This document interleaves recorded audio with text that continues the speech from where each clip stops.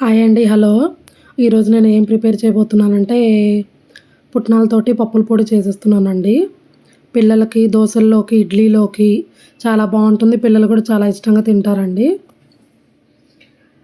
వేడి వేడి అన్నంలో ఏసుకొని తింటే చాలా బావుంటుందండి ఘీ ప్యాన్ పెట్టేసానండి. ప్యాన్ పెట్టి హీట్ అయిన తర్వాత కొంచెం వేయించుకోవాలండి శనగపప్పు అనేది.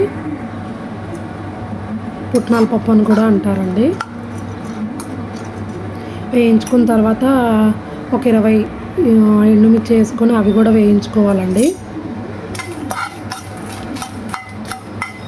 వేయించేసుకున్న తర్వాత జీలకర్ర కూడా వేసుకోవాలి, అది కూడా వేయించుకోవాలి.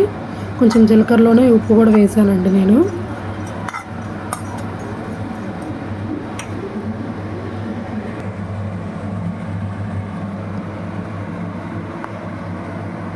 వేయించి ఇలా పెట్టుకున్నాం కదా, చల్లారాక దీన్ని మిక్సీ జార్లోకి తీసుకోవాలండి.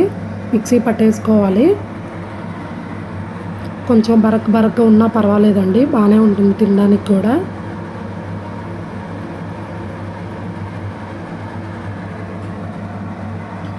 ఫైనల్గా పుట్నాల పప్పు పొడి రెడీ అండి. ఇంతేనండి, ఈ ప్రాసెస్ అనేది చాలా సింపుల్ అండి.